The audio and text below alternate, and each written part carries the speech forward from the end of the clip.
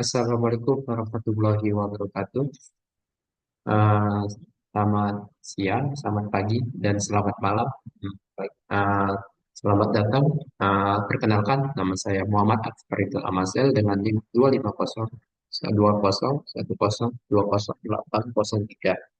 Di sini saya akan membahas terkait dengan mata kuliah Digital Innovative and Entrepreneurship, terkait dengan materi UTS, yaitu terkait dengan 10 tipe inovasi, dengan contoh framework Dublin dan penerapannya. Nah, dengan studi kasus yang akan saya ambil yaitu terkait dengan perusahaan Tesla. Oke, mari kita mulai untuk materinya.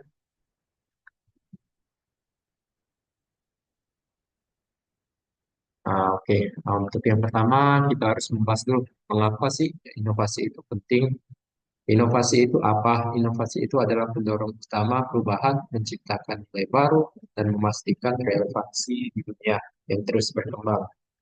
Ini krusial bagi kemajuan bisnis dan kesejahteraan bangsa. Dan inovasi itu dari mana saja, dari ide-ide dan gagasan baru, terus proses menciptakan sesuatu yang baru dan bermanfaat, dan pembaruan yang menghasilkan nilai tambah.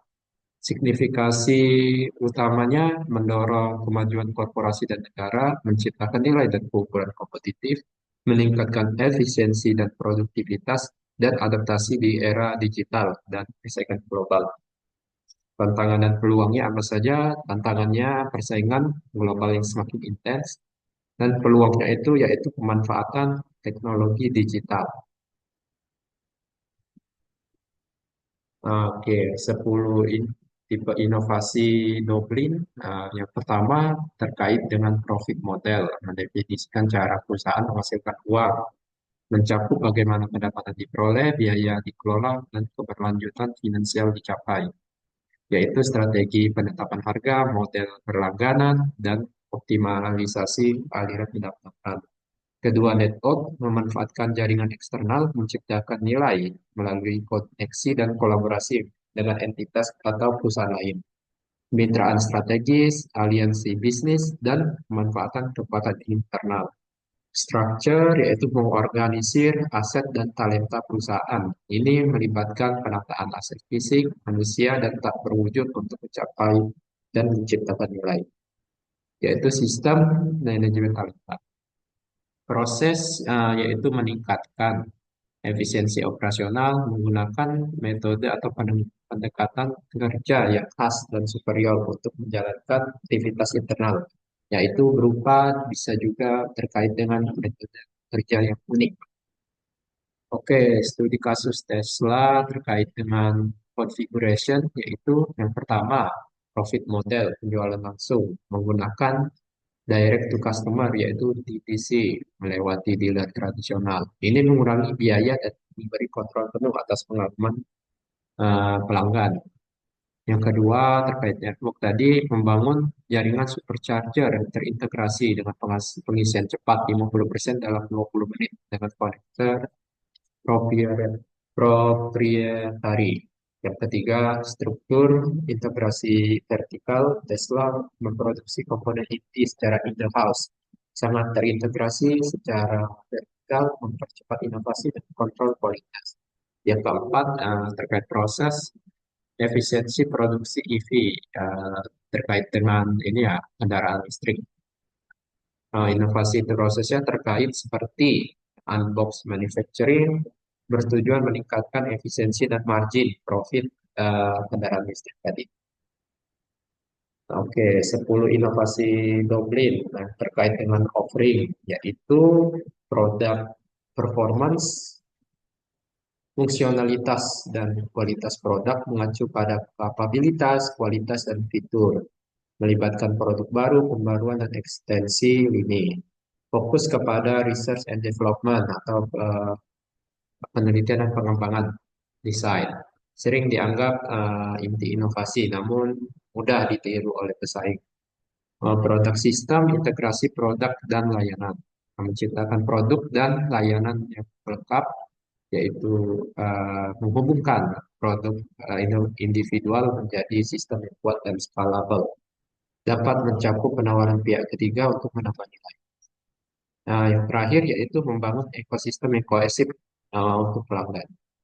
Oke, untuk studi kasus Tesla-nya terkait dengan offering tadi, yang pertama kinerja produk, akselerasi dan jangkauan EV, model S-Plate 0 sampai 60 miles per jam dalam waktu kurang dari 2 detik.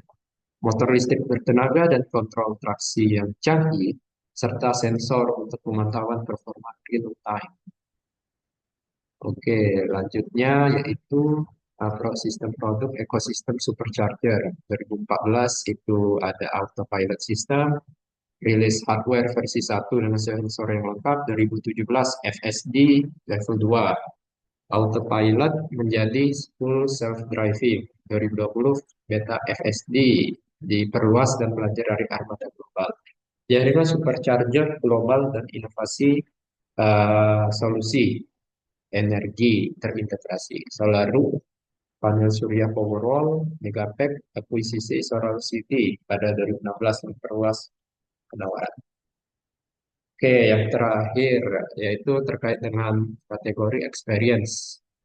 Yang pertama service, desain dan pelayanan, penyampaian pelayanan, meningkatkan nilai produk dan kemudahan penggunaan. Memudahkan pelanggan untuk mencoba, memakai, dan menikmati, serta memperbaiki. Nah, berarti pelanggan tadi bisa mengikut dan menyampaikan apa saja masalah untuk pengalaman yang lebih baik. Yang kedua, channel distribusi dan akses pelanggan, memastikan akses mudah dan didistribusi secara efektif. Mereka harus dapat menemui pelanggan di seluruh saluran pilihan, menyatukan pengalaman omnichannel. Brand, ini sangat penting ya. Ada orang itu kan yang apa kita sangat mempengaruhi brand itu sangat mempengaruhi nilai jual suatu barang. Posisi dan komunikasi merek memastikan pelanggan mengenali, mengingat dan memilih tawaran, menciptakan janji yang menarik dan identitas yang unik dan berbeda. Customer engagement, membangun ikatan emosional dan psikologis di setiap titik yang disentuh, menciptakan pengalaman bermakna. Nah, oke, terkait dengan Tesla itu bagaimana? Yang pertama, layanan inovatif, teknisi dapat datang ke lokasi pelanggan sekitar 80%, perbaikan dilakukan di tempat, pembaruan perangkat lunak, over the air, OTA, fitur dan kinerja mobil terus meningkat, saluran penjualan yang unik, model penjualan langsung ke konsumen, toko retail sebagai pusat pengalaman merek, tidak ada perantara, pengalaman pembelian yang terkontrol dan mandiri. Merek, misi mempercepat transisi dunia ke energi berkelanjutan, memimpin pasar dalam kendaraan listrik dan solusi energi, komitmen kuat terhadap inovasi dan lingkungan, identitas merek yang kuat dan inspiratif, keterlibatan pelanggan, komunikasi dua arah melalui media sosial CEO, yaitu Elon Musk yang dapat aktif dalam komunikasi dua arah. Membangun komunikasi dan komunitas pemilik yang loyal dan kuat, fokus pada umpan balik untuk personalisasi dan pengalaman pelanggan sebagai pusat strategi. Nah, oke, untuk usulan ya, usulan mungkin ya kita tahu seperti yang kita tahu itu Tesla itu perusahaan yang sangat besar dan mempunyai salah satu yang mempunyai valuasi yang tertinggi yang di dunia ya. Oke, apa saja sih? Mungkin uh, ya kita tidak bisa ya untuk diam di tempat. Tesla ini masih harus terus bergerak sesuai dengan perkembangan zaman dan terus menciptakan inovasi yang baru. Nah, ini ada beberapa contoh yaitu terkait network kolaborasi komponen lokal. Tesla aktif menjalin kemitraan strategis seperti untuk jaringan supercharger, produksi baterai, dan memanfaatkan alat kolaborasi digital untuk efisiensi manufaktur. Brand, kampanye keberlanjutan, mempunyai komitmen yang kuat untuk terhadap keberlanjutan menjadi ini nilai inti mendorong loyalitas pelanggan. Kampanye harus menyoroti manufaktur ya green ya, green green apa green car ya. Jadi untuk produk-produk Tesla itu sudah aman untuk lingkungan dan keberlanjutan di masa yang akan datang. Yaitu juga eh, dapat eh, pelanggan juga dapat menikmati servis dalam jangka panjang, tidak hanya setahun, 2 tahun, tapi 5 tahun, bahkan bisa sampai 10 tahun dan lebih. Customer engagement, platform AR yang interaktif, mengembangkan platform augmented reality interaktif akan memungkinkan pelanggan menjelajahi kendaraan Tesla secara visual, menjembatani pengalaman digital dan fisik. Kesimpulannya apa saja? Pentingnya kerangka inovasi dan holistik, integrasi strategi, proses dan budaya, mendorong kolaborasi lintas fungsi, dan fokus pada keberlanjutan jangka panjang. Pelajaran dari Teslanya yaitu berani untuk melakukan disrupsi teknologi, eksplorasi ekosistem terintegrasi, inspirasi untuk sektor lain dan pertumbuhan berkelanjutan.